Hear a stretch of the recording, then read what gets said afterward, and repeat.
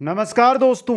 REET and शिक्षक भर्ती second grade exam, इन दोनों की हम बात कर रहे हैं। तो रीट और शिक्षक ग्रेड सेकंड के लिए हम देख रहे थे शिक्षा मनोविज्ञान।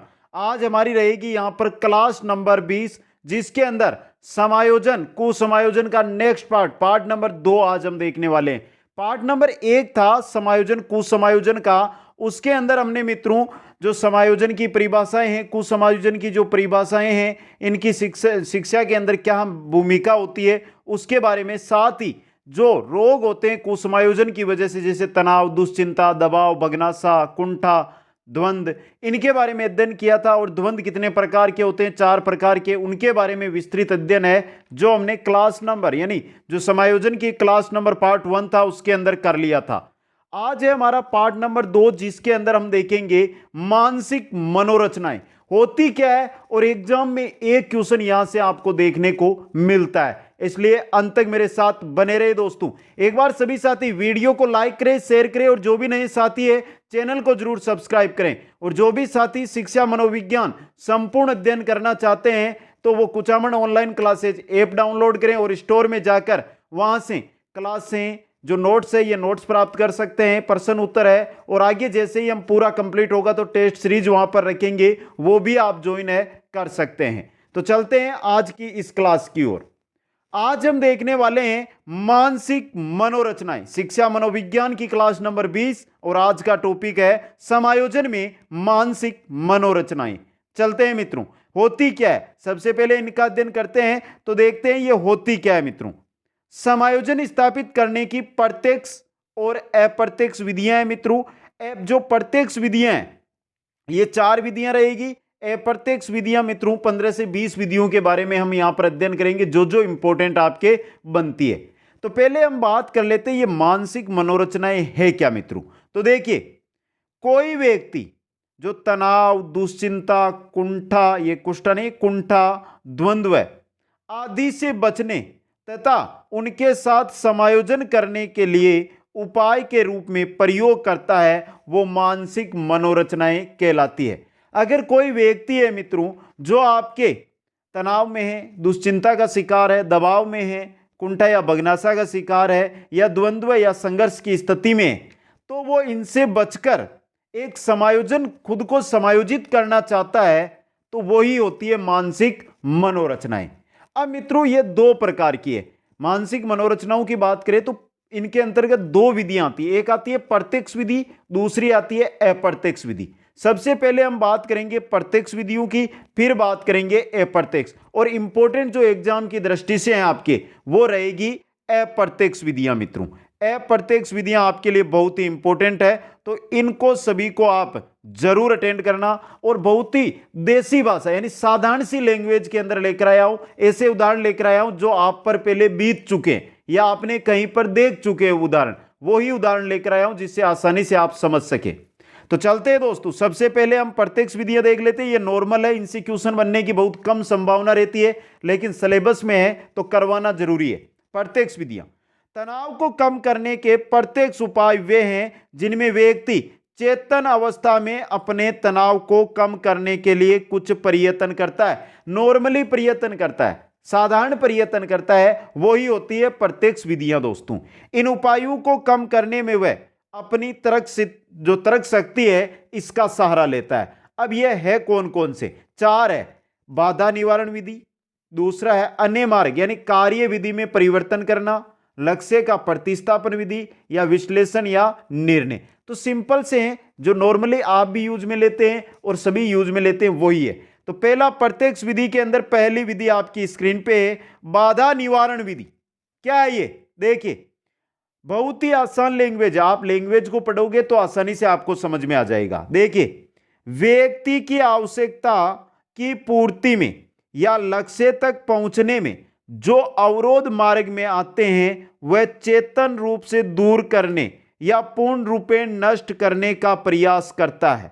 इस प्रकार बाधाओं को दूर कर देने या नष्ट कर देने से व्यक्ति अपने उद्देश्य पूर्ति में सफल हो सकता है और उसका मानसिक जो तनाव है वो दूर हो जाता है। देखिए मित्रों, जब व्यक्ति एक लक्ष्य की ओर बढ़ता है तो रास्ते के अंदर कांटे मिलते हैं, मतलब अवरोध मिलते हैं।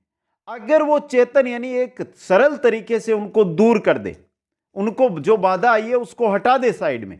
आप कहीं रास्ते में चल रहे, रास्ते के अंदर आपको पत्थर मिला है तो आपने पत्थर को साइड में कर दिया तो आपका रास्ता साफ है। इस प्रकार उस बाधा का अगर वो उस बाधा को साइड में कर दे, दूर कर दे और फिर अपने लक्ष्य को प्राप्त कर ले, यही है बाधा निवारण विधि दोस्तों। दूसरी प्रत्यक्ष विधि की ओर चलते हैं तो यह है आपकी अन्य मार्ग खोजना या कार्य विधि में परिवर्तन।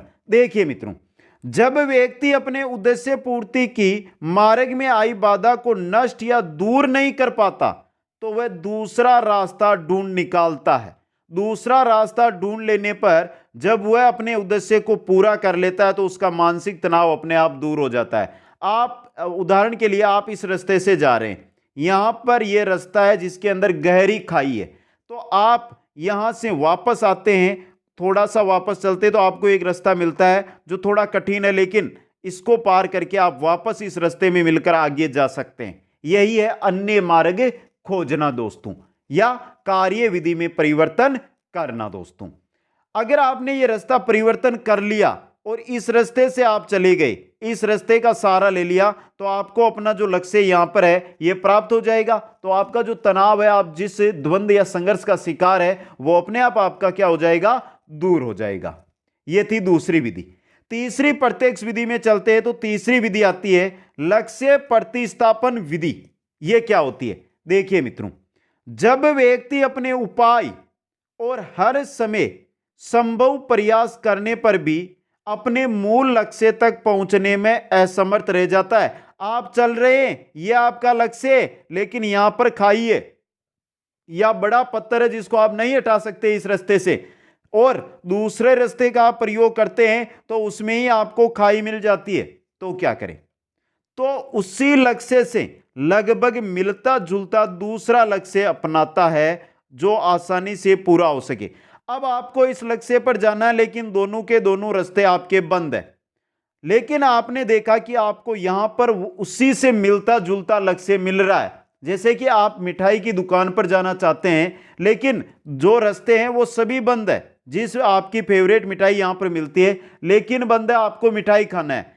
फिर आपने देखा कि दोनों रास्ते बंद है, वहां पर नहीं पहुंच सकता हूं मैं, लेकिन साइड में एक आपको दुकान दिखाई देती है मिठाई, जहां पर वही मिठाई आपको मिल जाए, तो आप उस जगह से मिठाई को प्राप्त कर लेते हैं। तो जो आप में तनाव था, जो आपके संघर्ष था, वो वहां पर पूरा हो जाता है मित्रों। देखिए, जो आसानी से पूरा हो सके।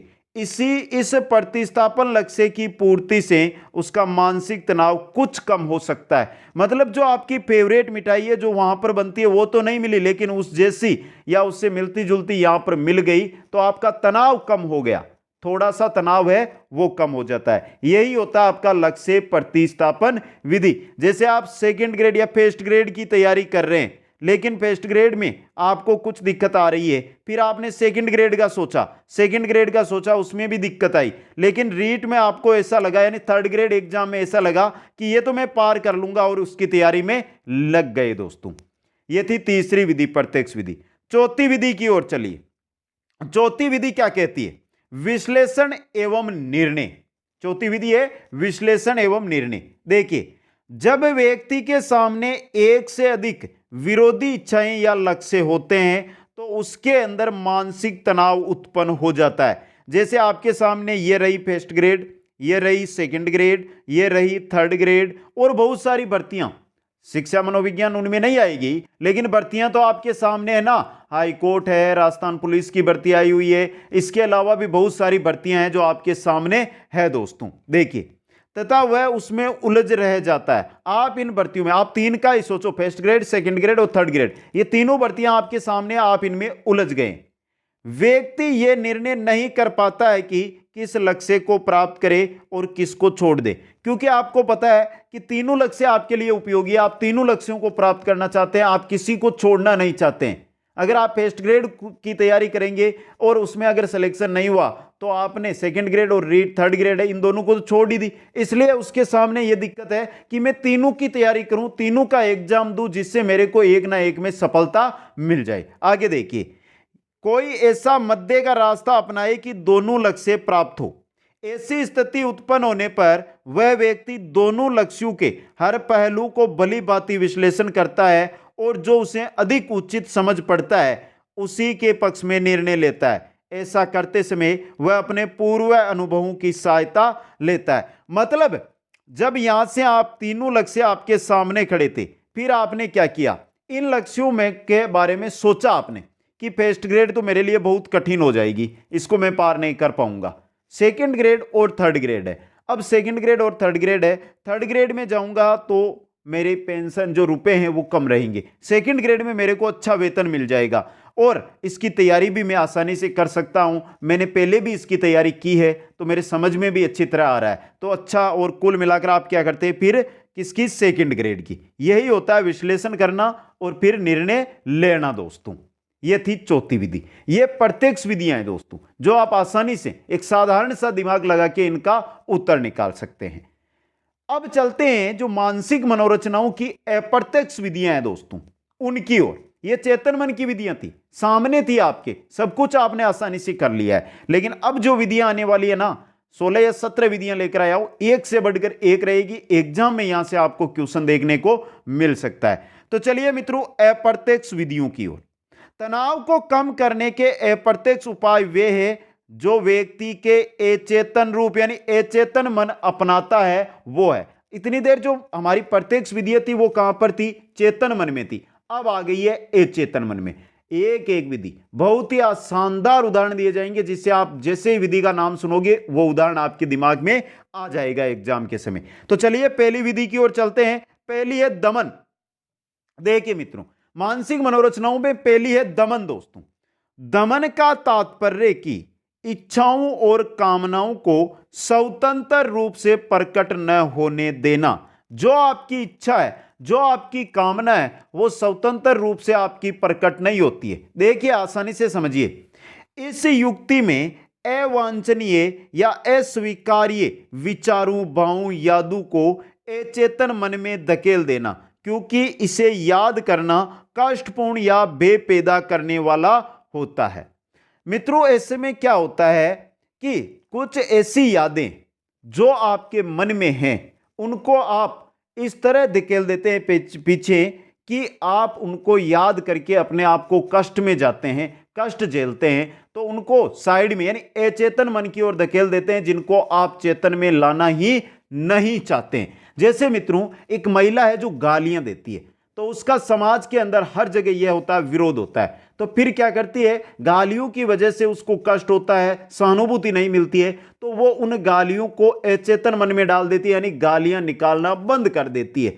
तो उसका अपने आप समान हो जाता है। फ्राइड ने क्या कहा था, व्यक्ति की दुखद अनुभूतियां स्वतः ही अचेतन मन में चली जाती है, अर्थात भूल जाता है। देखिए उदाहरण से समझिए, स्वयं के बचपन की बातों को चाहकर भी याद न कर पाना। जो बचपन की हमारी बातें होती है उनको अचेतन मन में डाल दी जाती है, जिसकी वजह से आप उनको याद नहीं कर पाते। कई महिलाएं गंदी गालियों का दमन कर लेती है। अगर गंदी गालियां होती है तो समाज में स्वीकारी होती है, इस वजह से उनका वो दमन कर लेती है, उसके बाद वो उनको याद नहीं कर पाती है। तो ये होता है दमन, यानी कोई ऐसी चीज जिससे आपको कष्ट हो उसको आप क्या कर देते हो, अचेतन मन में ले जाते हो और वहां पर उसको छुपा देते हो, और छुपाने के बाद वो आपको कभी नहीं मिलती है वापस दोस्तों। यह है दूसरी हमारी जो मनोरचना आती है, उसके अंदर दूसरी विधि की बात करें प्रत्यक्ष विधि में, तो दूसरी हमारी है समन दोस्तों। दमन की विपरीत है समन। समझना इसको, स्वयं अपनी इच्छा को दबा लेना।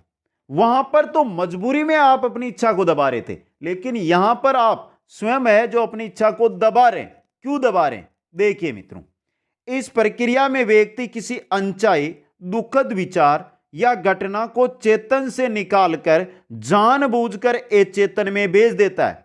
ऐसी कोई घटना जिसकी वजह से व्यक्ति को दुख होता है, तो वो क्या करता है, उसको अपने अचेतन मन से निकालता है, चेतन मन से निकालता है और अचेतन मन में धकेल देता है। यह दमन के एकदम विपरीत होती है। समझे मित्रों, क्योंकि दमन में व्यक्ति अनचाहे विचार व्यक्ति की जानकारी के बिना अचेतन मन में धकेल दिए जाते हैं। वहां पर जो दमन के अंदर जो विचार होते हैं वो अपने आप जाते हैं, अपने आप है जो चले जाते हैं, लेकिन समन के अंदर व्यक्ति खुद है जो अपने विचार है उनको अचेतन मन में धकेलता है। कैसे? देखिए, एक अच्छी बाइक पसंद आई लेकिन पैसे नहीं होने की वजह से उसे खरीद नहीं पाए, तो मन में निश्चय कर लेते हैं कि जब पैसे होंगे तब इसी बाइक को खरीदेंगे। दोस्तों, मतलब बाइक की इच्छा है लेकिन पैसे नहीं है। इस वजह से जो चेतन मन की उसका विचार है, इच्छा है या उसका लक्ष्य है, उसको क्या कर रहा है? वो अचेतन मन में धकेल रहा है कि जब मेरे पास पैसे होंगे तो मैं इस बाइक को ले लूंगा। यही होता है मित्रों आपका समन। नेक्स्ट की ओर चले। नेक्स्ट आती है हमारी युक्तिकरण या औचित्य स्थापन। यह रही आपकी युक्तिकरण, जिसको तरंग संगतिकरण भी कहते हैं, औचित्य स्थापन भी इसको कहते हैं। समझिए क्या होती है। किसी भी कारण से जो पद या वस्तु प्राप्त नहीं हो पाती है तो उसी वस्तु में दोष निकालना, अपने अनुचित व्यवहार को उचित ठहराने की कोशिश करना ही युक्तिकरण है। दोस्तों, जैसे कि आपने 3rd ग्रेड की लास्ट बार तैयारी की, आपका उसमें सिलेक्शन नहीं हुआ, फिर आपने क्या किया कि मनोविज्ञान अच्छी विषय नहीं है, इस वजह से मेरा सिलेक्शन नहीं हुआ। मतलब जो भर्ती है या भर्ती का पेपर आउट हो गया, इस वजह से मेरा सिलेक्शन नहीं हुआ। ऐसा कुछ करने पे या क्लास में मेरे को जो समय दिया जाता है उससे कम समय दिया गया, जिससे मेरा सिलेक्शन नहीं हुआ। अगर ऐसे विचार करके आप कुछ कार्य करते हैं तो वो होता है युक्तिकरण यानी औचित्य स्थापन। देखिए, अंगूर खट्टे हैं, आपने ये कहानी छोटी क्लासों के अंदर बहुत पढ़ी थी। लोमड़ी को अंगूर नहीं प्राप्त हुए तो उसने क्या बोला कि अंगूर खट्टे हैं, मतलब लक्ष्य नहीं मिला तो उसका जो लक्ष्य के प्रति प्यार था उसको साइड में उतार दिया। दोस्तों, परीक्षा में असफल होने पर मूल्यांकन स्वास्थ्य को दोष देना भी आपका क्या है? औचित्य स्थापन ही होता है। दोस्तों, चौथी विधि की ओर चलें। चौथी है आपकी प्रक्षेपण या आरोपण। प्रक्षेपण या आरोपण क्या होती है? स्वयं की कमी या स्वयं का दोष का आरोपण दूसरे व्यक्ति विशेष या परिस्थिति विशेष पर कर देना। जो स्वयं की कमी है वो किसी दूसरे पर बता देना, स्वयं की कमी को किसी दूसरे पर बता देना। जैसे क्रिकेट खिलाड़ी का बार बार बल्ले की ओर इशारा करना कि उसको खराब खेलने का कारण यह बेकार सा बल्ला जिम्मेदार है। मित्रों, क्या है? अब आप जाते हैं एग्जाम देने और आपके नंबर कम आते हैं तो आप कहते हैं कि मेरा पेन खराब हो गया था, उसको सही करने में मेरे 15 मिनट खराब हो गए, इस वजह से मेरा पेपर अच्छा नहीं हुआ। तो यह क्या होता है? यह अपना जो खुद की कमी, खुद का दोष है, उसको पेन पर उतार रहे हो आप। जिस प्रकार खिलाड़ी बल्ले पर उतार रहा है, खिलाड़ी खुद अच्छा नहीं खेल रहा है, जबकि वो अपना जो कमी है, उसको खुद की कमी है, वो किसमें बता रहा है? बल्ले में बता रहा है। यही होता है प्रक्षेपण या आरोपण, अपनी कमी को दूसरे पर प्रक्षेपित कर देना। नेक्स्ट की ओर चलते हैं। नेक्स्ट है हमारी उदात्तीकरण, शोधन या मार्गंतीकरण। देखिए क्या होती है। उदात्तीकरण अचेतन मन की वह मानसिक प्रक्रिया है जिसके अंदर व्यक्ति की असामाजिक प्रवृत्तियों को समाज द्वारा मान्य प्रवृत्तियों की ओर मोड़ देना शोधन कहलाता है। समझिए मित्रों, क्या कहना है इसका मतलब? उदात्तीकरण, शोधन या मार्गंतीकरण, इसका कहना यह है कि यह अचेतन मन की वह मानसिक प्रक्रिया है जिसकी व्यक्ति के अंदर असमझ यानी असामाजिक प्रकृति किसी व्यक्ति के अंदर है, तो समाज क्या करता है? कुछ समय के बाद जो उसकी असामाजिक प्रवृत्ति थी, इसी को क्या कर लेता है? समाज में अपना लेता है। कैसे? लड़ाई झगड़े करने वाला बालक असामाजिक है ना, मुक्केबाज या पहलवान बन जाता है, लड़ाई झगड़ा करता है, तब तो क्या था? असामाजिक था। लेकिन जैसे ही वो पहलवान बनकर कोई मेडल लेकर आता है तो समाज उसको क्या कर लेता है? मान लेता है या उसको सामाजिक कर देता है। तो यही होता है मार्गांतीकरण या उदात्तीकरण। आपने तुलसीदास और कालिदास के बारे में सुना था कि कालिदास ने पत्नी द्वारा अपमानित होने पर, तुलसीदास है जो कालिदास की पत्नी के अपमानित होने पर विश्व विख्यात साहित्य का सृजन किया था। तो पहले तो जो तुलसीदास ने व्यवहार किया उसका समाज में अस्वीकार्य था, लेकिन फिर जैसे ही उसने विश्व विख्यात साहित्य लिखा तो उसको उसने मान लिया। दोस्तों, इसी प्रकार एक उदाहरण और दे दूं। एक चित्रकार है जो खुद की अधूरी इच्छा है उसको पेंटिक्स पे उतारता है, मतलब इच्छा तो है लेकिन वो प्राप्त नहीं कर रहा है तो पेंटिक्स बनाकर प्राप्त करता है। ये उदात्तीकरण, शोधन या मार्गंतीकरण के उदाहरण है। नेक्स्ट में चलते हैं। नेक्स्ट आती है हमारी तादात्मीकरण या आत्मीकरण। तादात्मीकरण या आत्मीकरण। देखिए, आदर्श व्यक्ति के गुणों या अवगुणों का अनुकरण करना शुरू कर देता है, दूसरे के व्यक्तित्व को अपना व्यक्तित्व समझता है। कोई भी जो व्यक्ति है, अगर वो समाज है उसके अंदर किसी भी व्यक्ति के गुण है उनको खुद में उतार लेता है। समाज के किसी व्यक्ति के गुणों को अगर खुद में, चाहे गुण हो चाहे अवगुण हो, वो अपने में उतार लेता है। यानी समाज का जो व्यक्ति है उसका जो व्यक्तित्व है वो किसी बालक, किसी जो व्यक्ति मानता है वो अपने में मान लेता है। तो यही होता है तादात्मीकरण या आत्मीकरण। देखिए, किसी नेता या अभिनेता जैसे कपड़े के स्टाइल को अपनाना।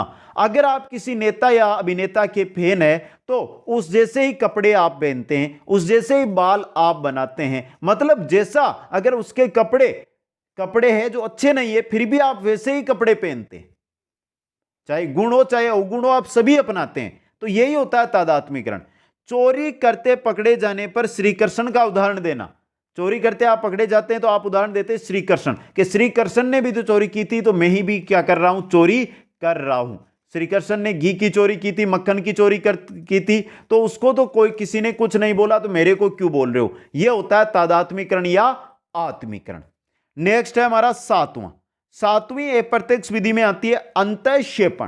क्या है अंतःक्षेपण? देखिए, वातावरण के गुणों को जब व्यक्ति अपने व्यक्तित्व में सम्मिलित कर लेता है, अन्य व्यक्ति के व्यवहार को स्वयं के व्यवहार की तरह अपनाना। अन्य व्यक्ति का जो व्यवहार है उसको खुद के व्यवहार की तरह अपनाना ही अंतःक्षेपण होता है मित्रों। देखिए कैसे, किसी के दुख में दुखी होकर स्वयं उसके जैसा अनुभव करना। अगर कोई व्यक्ति दुखी है तो जो अंतःक्षेपण करता है वो भी वहां पर जाकर दुखी होगा। जैसा दुखी व्यक्ति व्यवहार कर रहा है वैसा ही ये व्यवहार करेगा। मतलब अपने आप को अंतःक्षेपण वो करना चाहता है, समायोजित करना चाहता है दोस्तों। नेक्स्ट विधि की बात करें तो आती है हमारी विस्थापन। देखिए, विस्थापन, इसमें व्यक्ति अपने नकारात्मक विचारों को संबंधित वस्तु से हटाकर अन्य निर्बल व्यक्ति पर हस्तांतरित कर देता है, जिनसे प्रत्युत्तर के रूप में हानि पहुंचने की कम संभावना हो। मतलब जो व्यक्ति है जिसमें अगर किसी के प्रति गुस्सा है, क्रोध है, तो वो उस पर तो नहीं उतार सकता लेकिन किसी अन्य पर उतार देता है। जैसे देखिए, विद्यालय में पिटाई के बाद घर पर छोटे बहन भाई को डांटना। एक बालक है जो विद्यालय जाता है, शिक्षक उसको पिटाई करता है, तो घर आके जो गुस्सा, जो क्रोध उसमें था शिक्षक के प्रति, वो कहां पर, अपने छोटे भाई बहन पर उतार रहा है। यह होता है विस्थापन। और छोटे भाई बहन पर उतार कर वो अपने आप को समायोजित महसूस करता है मित्रों। नेक्स्ट में चलते हैं। नेक्स्ट विधि है हमारी वास्तविकरण अस्वीकरण। यह इंपॉर्टेंट चीज है। वास्तविकता अस्वीकरण। वास्तविकता अस्वीकरण, वास्तविकता को अस्वीकार कर देना, नकारना। जो वास्तविकता है उसको क्या कर देना, नकार देना कि मैं इसको नहीं मानता हूं। कैसे? देखिए, वास्तविकता देखिए, पहले दूसरा उदाहरण देखिए। दोस्तों के साथ खेल रहे बालक का अपनी माता की आवाज को जानबूझकर अनसुना करना। एक बालक खेल रहा है, बालक को माता की आवाज आती है, लेकिन बालक क्या है, आगे खेलना चाहता है, माता उसकी बुला रही है, तो बालक क्या करता है कि माता की आवाज तो उसको सुनाई दे रही है, उसको अनसुना कर देता है, उसको बिल्कुल ही सुनता नहीं है, और ऐसा करके वो खेलता रहता है, मतलब अपने आप को समायोजित करता है। यही है कि वास्तविकता को क्या कर रहा है, अस्वीकार कर रहा है। कबूतर बिल्ली को देखकर आंखें बंद करना। जैसे ही कबूतर को बिल्ली दिखाई देती है तो आंखें बंद कर लेता है कि मेरे को कुछ नहीं दिखाई दे रहा है, तो बिल्ली को मैं कैसे दिखाई दूंगा। यही चीज है कि जो वास्तविकता है उसको अस्वीकार करना। नेक्स्ट में चलते हैं। 10 नंबर पे आती है हमारी कल्पना तरंग या दीवा सौपन। इंपॉर्टेंट है ये भी। कल्पना तरंग या दीवा सौपन, बेटे बेटे ही मोटे मोटे लड्डू खा लेना। देखिए कैसे इसमें वास्तव में जिन इच्छाओं की पूर्ति नहीं हो पाती है तो व्यक्ति कल के माध्यम से उन इच्छाओं की पूर्ति कर क्षणिक संतुष्टि प्राप्त कर लेता है। ये कर लेता है, इसी को कहते हैं दीवा सौपन। कैसे देखिए समझिए इसको उदाहरण देखिए। पढ़ाई करते समय बोर्ड परीक्षा का पूरा पेपर सेट कर लेना। जैसे ही पढ़ाई करता है उसके सामने पेपर आता है तो वो क्या करता है, वो बेटा बेटा ऐसा सपना लेता है कि मैं एक ये क्वेश्चन है जो मोस्ट क्वेश्चन है उनको अलग करता हूं, यही क्वेश्चन एग्जाम में आने हैं, और अपने आप को वो क्वेश्चन तैयार करता है और अपने आप को समायोजित कर लेता है कि इतने क्वेश्चन पढ़ के जाना है और एग्जाम पास कर लेना है। या हवाई किले बनाना, बड़ी बड़ी बातें करना। दोस्तों शेख चिल्ली का सौपन भी आपने सुना होगा, पढ़ा होगा, वो भी क्या था, कल्पना तरंग या दीवा सौपन का ही उदाहरण था। दोस्तों नेक्स्ट में चलते हैं। नेक्स्ट आ रही है हमारे प्रतिगमन, पलायन, पृथक्करण या प्रत्यावर्तन। एक ही चीज है मित्रों, ये क्या होती है देखिए, इसका अर्थ है पीछे की ओर लौटना। प्रतिगमन पीछे की ओर जाना, पलायन करना वापस, पृथक्करण कर देना उसको, प्रत्यावर्तन करना। कैसे, परिस्थिति से निराश व्यक्ति, जो परिस्थिति से निराश है वो व्यक्ति अन्य परिस्थिति में जाकर समायोजन कर लेता है। अगर आप इस परिस्थिति से क्या है परेशान है तो आप पीछे बाल्यावस्था, शैशवावस्था या किशोरावस्था में जाकर अपने आप को समायोजित करते हैं। इस युक्ति में व्यक्ति अपनी आयु से पूर्व की आयु के समान व्यवहार करता है। मार्गन ने कहा था इसके बारे में, जीवन की समस्याओं के समाधान के लिए बाल्यावस्था में लौटने की प्रवृत्ति ही प्रतिगमन है। जीवन में जो समस्याएं आई है उनके समाधान के लिए जो व्यक्ति पिछली आयु में चला जाता है या बाल्यावस्था में चला जाता है तो इसको कहते हैं प्रतिगमन। एक वयस्क का बच्चे की तरह फूट फूट कर रोना। एक वयस्क है जिसके सामने समस्या है, उसका समाधान नहीं है, तो वो बालक की तरह फूट फूट, क्योंकि बालक था तो उसको समाधान माता पिता कर देते थे, इस वजह से वो फूट फूट कर रोने लगता है। 8 वर्ष का बच्चा अपने छोटे भाई के साथ घुटने के बल चलता है। 8 वर्ष का बच्चा है, जो छोटा भाई है उसके 2 या 3 साल का, जो घुटने पर चलता है, उसकी तरह ये 8 वर्ष का बालक चलता है, यानी अपनी आयु से पहले की आयु में जाना ही प्रतिगमन होता है। नेक्स्ट में चलते हैं। नेक्स्ट हमारी विधि है अप्रत्यक्ष में क्षति पूर्ति उपाय। क्या कहती है ये देखिए मित्रों, क्षति पूर्ति उपाय, जो खुद में कमी है उसको किसी दूसरी चीज का सहारा लेकर पूरा करना। कैसे, अपने एक क्षेत्र की अयोग्यता को किसी विशेष प्रयास से ढकना, अर्थात जिस क्षेत्र में व्यक्ति कमजोर है उसकी क्षतिपूर्ति किसी अन्य क्षेत्र के माध्यम से कर समायोजन स्थापित करता है। कैसे मित्रों, कोई व्यक्ति है जो किसी क्षेत्र में कमजोर है या किसी क्षेत्र में अयोग्य है तो उस क्षेत्र का किसी दूसरे क्षेत्र से सहारा लेकर उस क्षेत्र की जो कमी है उसको पूरा करना। जैसे देखिए, ऊंची हील्स के सैंडल पहनकर लंबाई में समायोजन। कोई लड़की है, ऊंची है यानी हाइट में कम है, तो वो क्या करती है, ऊंची हील्स की सैंडल पहनती है, जिससे उसको लगता है कि वो लंबी हो गई है और अपने आप को समायोजित समझती है। विकलांग बालक का कक्षा में प्रथम स्थान लाकर समायोजन। एक विकलांग बालक है, वो कक्षा में प्रथम स्थान लाता है तो वो ये समझता है कि मैं अब सभी जैसा हो गया। ये होती है क्षतिपूर्ति उपाय। नेक्स्ट की ओर चलते हैं। नेक्स्ट 13वां नंबर की हमारी अप्रत्यक्ष विधि है प्रतिक्रिया निर्माण। क्या है ये, अपनी भावनाओं या व्यवहार के बिल्कुल विपरीत प्रतिक्रिया करना।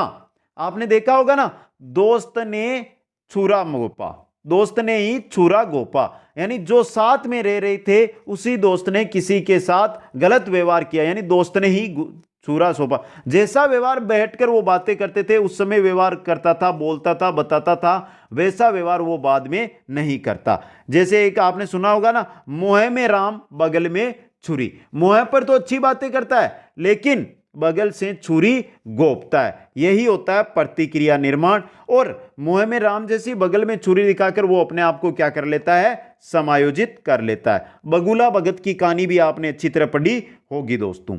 आगे चलिए, 14 नंबर पे आती है विलोमन, विलोपन, विनिवर्तित व्यवहार या प्रत्याहार। क्या है ये चीज देखिए, भावी असफलता के डर कर उस स्थिति से अपने आप को अलग कर लेना, विलोपन कर लेना। सामने ऐसा लग रहा है कि मेरे को इस लक्ष्य की प्राप्ति नहीं होगी, तो उस लक्ष्य से पहले ही डरना और उस लक्ष्य की प्राप्ति की इच्छा को छोड़ देना। दोस्तों उदाहरण देखिए, परीक्षा में असफलता के भय से परीक्षा देने ना जाना। परीक्षा में ऐसा लग रहा है कि मैं फेल होऊंगा, तो इस डर से परीक्षा देना ही ना जाना, यह होता है विलोपन या प्रत्याहार। नेक्स्ट विधि है हमारी 15वें नंबर की है, वो है नकारात्मक व्यवहार। गलत व्यवहार करके अपने महत्व को स्थापित करना। जो समाज में अस्वीकार्य व्यवहार है वो व्यवहार करेगा बालक, और वो अपने आप को समायोजित करेगा। कैसे? प्रतिबंधित स्थान पर गाड़ी चलाना। अगर किसी बालक को कहा जाए कि आप गाड़ी नहीं चला सकते, तो फिर क्या करेगा? वो जो प्रतिबंधित स्थान है वहां पर भी गाड़ी चलाएगा, और वो अपने आप को यह कहना चाहेगा कि मैं गाड़ी चला सकता हूं, और खुद को क्या करेगा? समाज में समायोजित करना चाहेगा। नेक्स्ट है हमारी रूपांतरण। अंतिम विधि है ये। रूपांतरण क्या है? व्यक्ति तनाव को शारीरिक लक्षणों में बदल देता है। अगर कोई व्यक्ति है वो तनाव में, तो तनाव है तो फिर क्या करेगा? वो शारीरिक जो तनाव है उसको शारीरिक लक्षणों में ले आएगा। अगर कोई व्यक्ति तनाव है तो वो क्या है? अपने आप को बीमार महसूस करता है, जैसे बीमारी में पलायन। कोई व्यक्ति तनाव में है, द्वंद में है, तो वो क्या करेगा? अपने आप को बीमार बताएगा और अपने आप को क्या करने का प्रयास करेगा? समायोजित करने का प्रयास करेगा। दोस्तों तो ये थी हमारी मानसिक मनोरचनाएं के अंदर प्रत्यक्ष और अप्रत्यक्ष विधियां समायोजन की। कैसी लगी आज की क्लास आपको? कमेंट करिए सभी साथी, जल्दी से सभी साथी कमेंट कर दें आज की क्लास आपको कैसी लगी। वीडियो को अभी तक लाइक, शेयर, और जो नए साथी हैं जिन्होंने चैनल को सब्सक्राइब नहीं किया, चैनल को जरूर सब्सक्राइब करें। आप सभी को बहुत बहुत धन्यवाद। जय हिंद, जय भारत।